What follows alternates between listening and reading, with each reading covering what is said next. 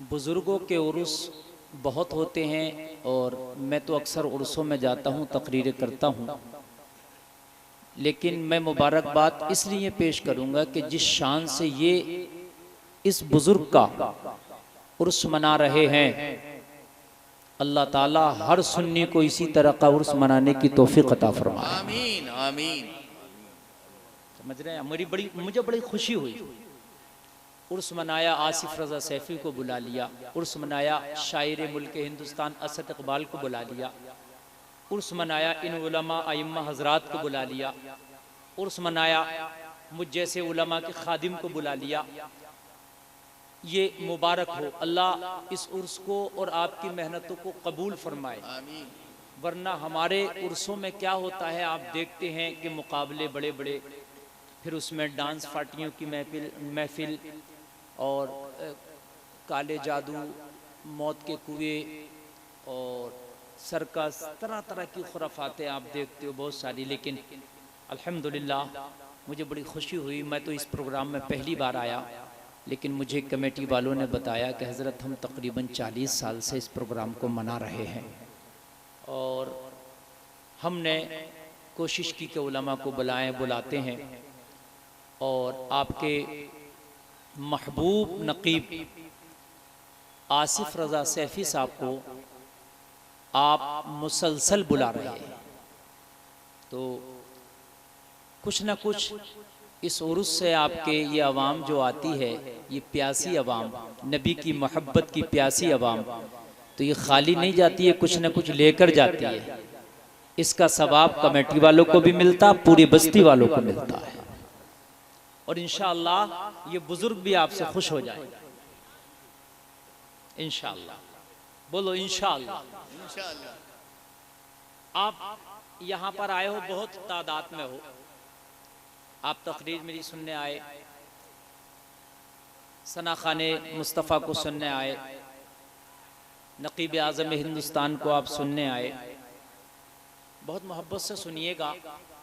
अल्लाह करे कि हमें हक़ बोलने, हक़ सुनने की तौफीक अता फरमाए और हमें कहने सुनने से ज़्यादा अमल की तौफीक अता फरमाए। मेरे भाइयों, कहना सुनना तो हमारा बहुत हो रहा है, हकीकत बात है, बहुत हो रहा है। जगह जगह जलसे, जगह जगह तकरीरों की महफिल, जगह जगह मिलाद शरीफ की महफिल, जगह जगह जुमा खुतबा में, खुतबा के जुमा में अइम्मा मसाजिद का खिताब हम सब सुन रहे हैं, लेकिन अमल बहुत कम है ना भाई? तो दुआ ये किया करो, या अल्लाह हमें सुनने से ज़्यादा, कहने से ज़्यादा अमल की तौफीक अता फरमाए। भाइयों, जिस दिल में अल्लाह की और उसके रसूल की मोहब्बत नहीं, जिस दिल में खशियत इलाही नहीं, वो बंजर ज़मीन की तरह है। जैसे आपके पास में एक बात बताऊं भाइयों, आपके पास 10 बीघा ज़मीन है लेकिन ज़रखेज़ है, उसमें हर तरह की खेती हो जाती है।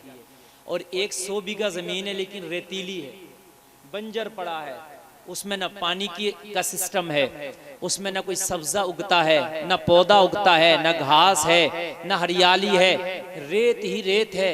मेरे भाइयों, आपसे कहेगा कोई ये 100 बीघा जमीन ज्यादा पसंद करता है या 10 बीघा? आप कहोगे मौलाना इस 10 बीघा के मुकाबले, इस 100 बीघा के मुकाबले मुझे 10 बीघा दे दो, 100 बीघा नहीं लेता। मैंने कहा क्यों, ये ज्यादा है या 10 गुना ज्यादा है? कहोगे मौलाना 10 गुना तो ज्यादा है, मगर बंजर जमीन है, किसी काम की नहीं, बंजर जमीन है।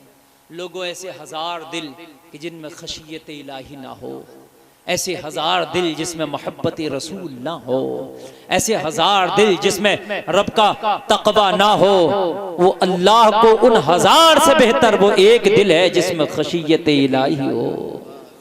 जिस दिल में मुस्तफ़ा की मोहब्बत के जो है दरख्त उगते हो, वो एक दिल हजारों पे भारी है, हजारों पे भारी है। सुभान अल्लाह, सुभान अल्लाह। मेरे प्यारे, हम तादादों में रह गए। इस्लाम तो न कल तादाद से फैला था, न इस्लाम कल तादाद से बाकी रहा था। इस्लाम को बाकी रखने वाली ज़ात इंसान की नहीं, अल्लाह की ज़ात है।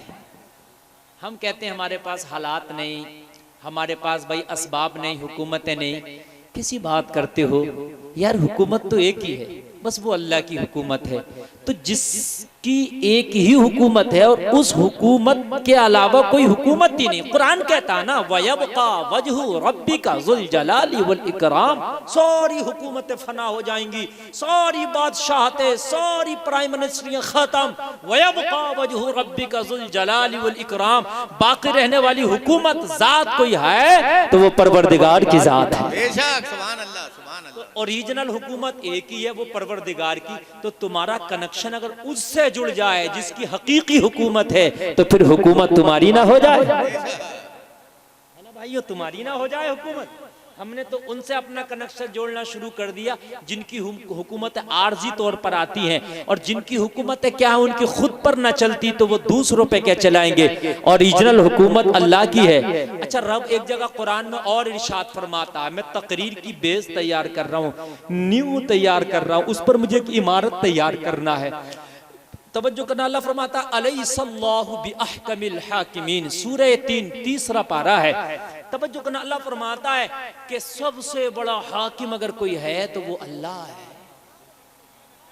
हर आदमी चाहता है कि मेरा बड़े से कनेक्शन हो जाए, हर आदमी चाहता है मेरा बड़े से कांटेक्ट हो जाए, हर आदमी चाहता है मेरा डोरा किसी बड़े से मिल जाए। तो यार इतने बड़े से ना मिलाओ जो सबसे बड़ा है, बेशक, है ना। फिर यार एक बात बताओ, जब बड़े की तरफ चले समझ में नहीं आता, जब अमीरी की तरफ चलो तो सबसे बढ़ के अमीरी चाहो, है ना। जब बड़े को चाहो, बड़े से दोस्ती करना चाहो तो सबसे बड़े से दोस्ती ना करो जो सबसे बड़ा है। कितना बड़ा है? अजान में कहता मुअज्जिन अल्लाहु अकबर, अल्लाह सबसे बड़ा है ना, सबसे बड़ा है। तो फिर उसकी तरफ खींचो, जब उसकी तरफ खींचोगे ना तो बड़े से मिलके भी आदमी बड़ा हो जाता है।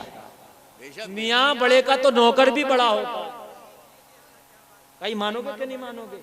बड़े का तो नौकर भी बड़ा होता है। भाइयों मानोगे ये बात? नहीं मानोगे? तो यार नौकर बनना है तो बड़े के बनो, दोस्त बनना है तो बड़े के बनो, महबूब बनना है तो बड़े के बनो, है ना, आशिक बनना है तो बड़े के बनो, करीबी बनना है तो बड़े के बनो, कांटेक्ट करो तो बड़े से करो, इतने बड़े से करो जो सबसे बड़ा हो। बेशक, बेशक। हम बड़े धोखे में हैं, हम बड़े बड़े के चक्कर में, बड़े बड़े के चक्कर में फिर छोटे पे आ गए। अजीब मामला, या तो बड़े के चक्कर में ही ना पड़ो, है ना भाई, या तो बड़े के चक्कर में ना पड़ो, और जब बड़े के चक्कर में पड़ जाओ तो फिर सबसे बड़े भाई भाई है कि नहीं? बुजुर्गों की भी सुन्नत है।